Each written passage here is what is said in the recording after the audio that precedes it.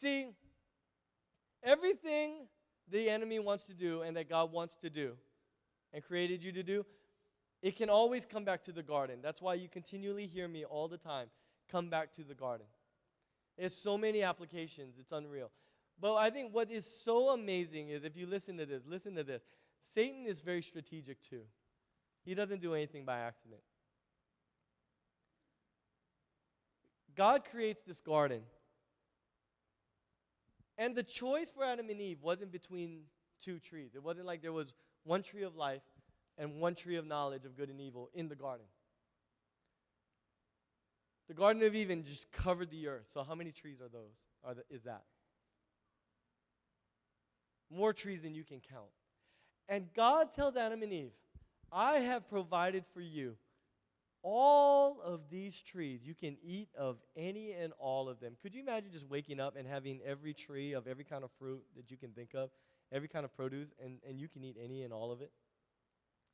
But he says of this one tree, this one out of millions of trees, this one tree, I don't want you to eat of it.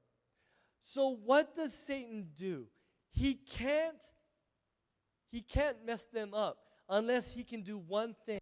If he can take all the focus of Adam and Eve and put it on what? One tree. He has to take their focus off of all the garden. Now, I want you to think about this. He has to wait for an opportune moment, because in a garden that big, it's not like they're walking by that one tree every day. Or maybe they were by that point. Maybe he waited them out. And you know that one thing you're not supposed to do? You ever see a kid and you tell them not to do one thing, and they might listen for you for a little while, but sooner or later.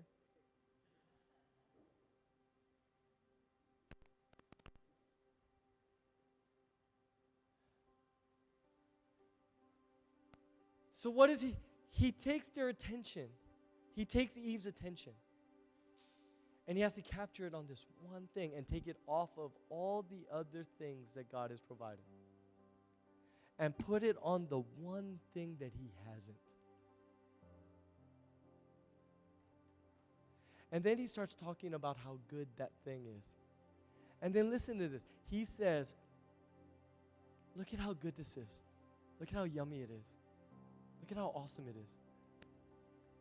And the Bible says she looked and she saw that the fruit was pleasing to the eye. It was good to the taste. I love how she said, it was good to the taste. She hadn't even eaten it yet. She could taste it in her mouth before she even partook of it. She had partaken of it in her heart before she ever took part of it in the flesh.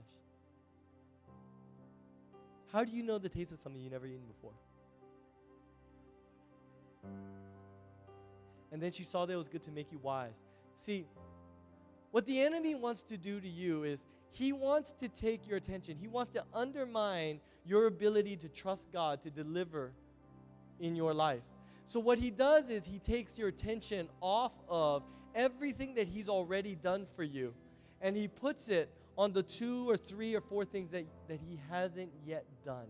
And you forget about the 40 things, the 100 things, the 1,000 things he's already come through for you every single day. He has provided for you and delivered for you. And he has come through for you. And he tries to take your attention off of that and that one bill that he hasn't paid for you yet.